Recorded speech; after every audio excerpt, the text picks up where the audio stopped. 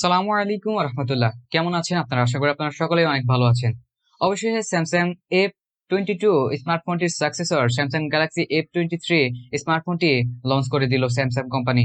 এছাড়া ফোনটি ইন্ডিয়ান মার্কেটে 14,999 রুপিতে লঞ্চ করা হয়েছে এবং এই প্রাইসে অত্যন্ত ইমপ্রেসিভ কনফিগারেশনে লঞ্চ হয়েছে স্মার্টফোনটি। আর ফোনটির হাইলাইটেড বিষয় হলো ফোনটিতে থাকছে 120 হার্জ রিফ্রেশ রেট, সাথে থাকছে স্ন্যাপড্রাগনের একটি পাওয়ারফুল চিপসেট। এছাড়া স্পেশাল ফিচার হিসেবে থাকছে power cooling system, voice focus feature. সবকিছু নিয়ে আজকে বিস্তারিত আপনাদেরকে বোঝানোর চেষ্টা করব। আমি মোহাম্মদ মেহেদী হাসান, আপনারা দেখছেন 3H Tech। নতুন হলে অবশ্যই সাবস্ক্রাইব করে দেবেন, আর আগে থেকে সাবস্ক্রাইব করা থাকলে থ্যাংক ইউ সো মাচ। আপনারা সকলে স্ক্রিনে লক্ষ্য করছেন এটি হলো Samsung Galaxy F23 5G স্মার্টফোনটির box. এক্ষেত্রে বক্সে যদি আনবক্সিং করি, প্রথমেই থাকছে স্মার্টফোনটি, তারপর থাকছে কিছু কাগজপত্র, user manual, SIM ejector tool এবং তার সাথে থাকছে type A to type C cable. তবে স্মার্টফোনটির সাথে কোনো ধরনের চার্জার থাকছে না। এটি স্যামসাং লাভারদের জন্য একটি অনেক বড় ব্যাড নিউজ। চার্জারটি আপনাদের বাইরে থেকে ক্রয় করতে হবে। এখন স্যামসাং গ্যালাক্সি F23 স্মার্টফোনটির বিল্ড কোয়ালিটি এবং ডিজাইন নিয়ে কথা বললে ফোনটি অত্যন্ত স্লিম। ফোনটির থিকনেস 8.4 মিলিমিটার। ফোনটি দেখতে যথেষ্ট প্রিমিয়াম। এছাড়া ফোনটির হ্যান্ড ফিল যথেষ্ট ভালো। আপনারা যদি এই ফোনটি হাতে নেন এক ধরনের প্রিমিয়াম ফিল পাবেন, এতে কোনো সন্দেহ নেই। আর এই ফোনটি আপনারা দুইটি কালারে পেয়ে যাবেন, ফরেস্ট গ্রিন এবং অ্যাকোয়া ব্লু। দুটি কালারই যথেষ্ট আকর্ষণীয়। এছাড়া আপনি স্ক্রিনে যে ফোনটি দেখছেন এটি হলো অ্যাকোয়া ব্লু। আর এই ফোনটির পিছনে প্লাস্টিক ব্যবহার করা হয়েছে এবং ফোনটির পিছনে যখন আলো রিফ্লেক্ট করে এক ধরনের শাইনি ফিল হয়, অনেক সুন্দর একটি ফিল হয়। আপনারা অবশ্যই স্ক্রিনে দেখতে পাচ্ছেন। আর ফোনটির ব্যাকে ক্যামেরা মডিউলের সাথে একটু কার্ভ করা হয়েছে, যার ডিজাইনটি অত্যন্ত ইউনিক। অর্থাৎ এই ফোনটির ডিজাইন ও বিল্ড কোয়ালিটি যথেষ্ট ভালো হয়েছে। আশা করি আপনারা সকলেই ডিজাইন ও বিল্ড কোয়ালিটি পছন্দ করবেন। এখন যদি স্যামসাং গ্যালাক্সি F23 স্মার্টফোনটির পোর্টস এবং বাটন নিয়ে কথা বলি, তবে ফোনটির লেফটে সিম কার্ডটা রয়েছে, যেখানে আপনারা ডুয়েল সিম ভরতে পারবেন এবং সাথে একটি ডেডিকেটেড মাইক্রো এসডি কার্ডও ভরতে পারবেন। ফোনটির রাইট হ্যান্ড সাইডে রয়েছে ভলিউম রকার এবং পাওয়ার বাটন। ফোনটির উপরে রয়েছে সেকেন্ডারি মাইক্রোফোন। ফোনটির নিচে রয়েছে speaker grille, type C port, microphone এবং 3.5mm হেডফোন জ্যাক। এখন যদি স্যামসাং গ্যালাক্সি F23 স্মার্টফোনটির ডিসপ্লে নিয়ে কথা বলি, তবে ফোনটিতে ইউজ করা হয়েছে 6.6 ইঞ্চির full HD plus IPS LCD প্যানেলের ডিসপ্লেটি 1080p রেজুলেশনের। ডিসপ্লেতে রিফ্রেশ রেট হিসেবে থাকছে 120 হার্জ এবং ডিসপ্লেটির screen to body ratio 82.3%, pixel density 401 ppi। এছাড়া ডিসপ্লেটির কর্নিং গোল্ড গ্লাস 5 এর সাপোর্ট থাকছে এবং ডিসপ্লের উপরে মাঝ বরাবর একটি নচযুক্ত ক্যামেরা বাম্প ইউজ করা হয়েছে, যেটি আমার কাছে একটু খারাপ লাগছে, বিকজ বর্তমান সময়ে নচযুক্ত একটি ক্যামেরা বাম্প একবারেই মানানসই নয়। তবে ডিসপ্লের কোয়ালিটি যথেষ্ট ভালো, আপনারা স্ক্রিনে দেখতেই পাচ্ছেন। ইনডোরে এবং আউটডোরে আপনারা ভালোভাবে ডিসপ্লেটি ইউজ করতে পারবেন, কোনো ধরনের ব্রাইটনেসের ঘাটতি হবে না। তবে এই ফোনটিতে যদি অ্যামোলেড প্যানেলের একটি ডিসপ্লে ইউজ করা হতো তাহলে আরো বেশি ভালো হতো। তবে প্রাইসের দিক দিয়ে মাথায় রাখতে হবে, সেক্ষেত্রে IPS LCD প্যানেলের ডিসপ্লে উইথ 120 হার্জের রিফ্রেশ রেট যথেষ্ট ভালো একটি কম্বিনেশন। এখন যদি ফোনটির পারফরমেন্স নিয়ে কথা বলি, তবে ফোনটিতে ইউজ করা হয়েছে স্ন্যাপড্রাগন 750G এর একটি প্রসেসর, যেটি একটি 5G চিপসেট এবং 8nm আর্কিটেকচার বিল্ড করা একটি অক্টোকোর চিপসেট। এছাড়া এই প্রসেসরটির সিঙ্গেল কোর স্কোর 635 এবং মাল্টি কোর স্কোর 1739। ফোনটির আরো একটি প্লাস পয়েন্ট হলো এই বাজেটের মধ্যে এই ফোনটি অ্যান্ড্রয়েড 12 এর সাথে আসে এবং স্যামসাং এর One UI 4.0 এর সাথে আসে, যেটি অত্যন্ত ভালো একটা বিষয়। বিকজ আপনারা যদি অন্যান্য ফোনগুলো লক্ষ্য করেন, তবে সেগুলো প্রায় অ্যান্ড্রয়েড 11 এর সাথে আসছে।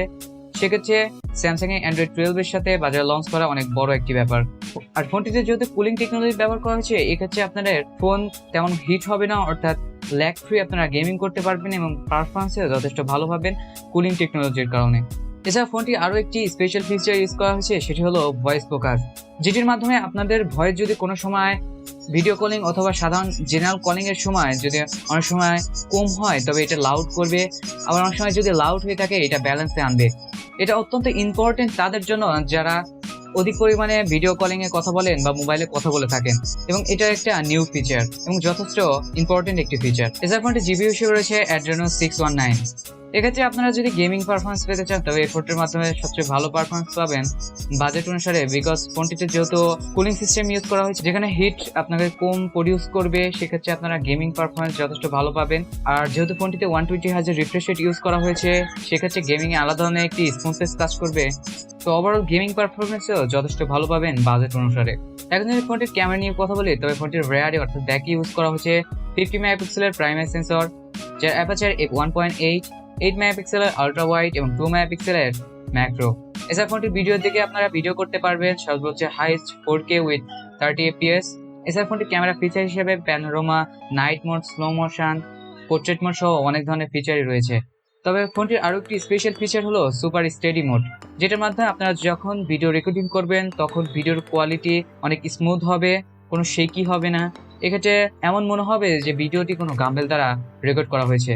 এক্ষেত্রে আপনারা সকলেই স্যামসাং গ্যালাক্সি F23 স্মার্টফোনটির দ্বারা ক্যাপচার করা কিছু পিকচার স্ক্রিনে দেখতে পাচ্ছেন। এক্ষেত্রে আপনারা পিকচার কোয়ালিটি দেখতে পাচ্ছেন যথেষ্ট ভালো, ফোরগ্রাউন্ড এবং ব্যাকগ্রাউন্ডে যথেষ্ট ভালোভাবে ম্যানেজ করতে পারে, অনেক ব্যালেন্স একটা পিকচার ক্যাপচার করে থাকে এই ফোনটি দ্বারা যখন পিকচার ক্লিক করবেন। এছাড়া লং শর্ট, লো লাইট, হাইলাইটেও ভালোভাবে ম্যানেজ করতে পারে এই স্মার্টফোনটি। আর আপনারা সকলে জানেন স্যামসাং এর ক্যামেরা কোয়ালিটিও যথেষ্ট ভালো হয়ে থাকে, এক্ষেত্রেও ব্যতিক্রম কিছু নয়। এছাড়াও আপনারা এই ফোনটি দ্বারা ভিডিও রেকর্ডিং করা হয়েছে তার ফুটেজ দেখতে পাচ্ছেন, ভিডিও কোয়ালিটি যথেষ্ট স্টেবিলাইজেশন যুক্ত because of super steady mode.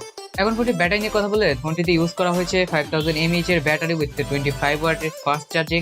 যেহেতু এখানে 5000 mAh এর ব্যাটারি ইউজ করা হয়েছে, এক্ষেত্রে আপনারা বুঝতেই পারছেন যে আরামে 1 দিন থেকে 1.5 দিন আপনারা ফোনটি ইউজ করতে পারবেন, ব্যাটারির কোনো ধরনের সমস্যা হবে না। আর চিপসেটটি যেহেতু 8 ন্যানোমিটারের আর্কিটেকচার বিল্ড করা, সেক্ষেত্রে ব্যাটারিও অনেক কনজিউম কম হবে। আর স্ন্যাপড্রাগনের চিপসেটগুলো অনেক বেশি ব্যাটারি সেভার হয়ে থাকে, সেক্ষেত্রে এই ফোনটির ব্যাটারি ব্যাকআপ যথেষ্ট ভালো পাবেন বলে আমি আশা করছি। তবে ফোনটির একটি ব্যাড থিং হলো এই ফোনটির সাথে কোনো ধরনের চার্জার থাকছে না, এক্ষেত্রে আপনাদের চার্জার বাইরে থেকে বাই করতে হবে। আর লিক্স থেকে জানা যাচ্ছে যে স্যামসাং এরপর থেকে কোনো ধরনের চার্জার দেবে না তাদের স্মার্টফোনগুলোর সাথে।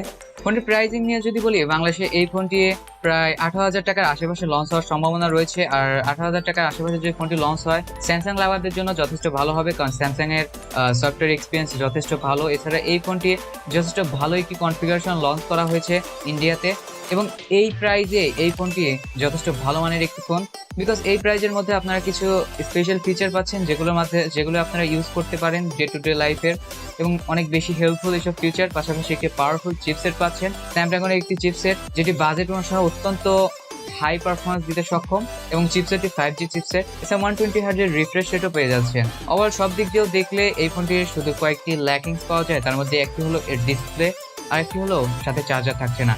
তবে ডিসপ্লেটি মেনে নিতে হবে বিকজ অফ প্রাইজিং। আর ওভারঅল সব দিক দিয়ে যদি ফোনটি দেখেন, তবে ফোনটি সত্যি অসাধারণ একটি ফোন। আপনি যদি এরকমই একটা ফোন চান এবং ফোনটি যদি স্যামসাং এর ফোন চান, তবে এই ফোনটি আপনারা অবশ্যই বাই করতে পারেন, ফোনটি অবশ্যই অনেক ভালো হবে। আপনারা এই ফোনটি নিয়ে এক্সাইটেড কিনা অবশ্যই কমেন্ট করে জানাবেন, আর চ্যানেলটিকে অবশ্যই সাবস্ক্রাইব করে দেবেন।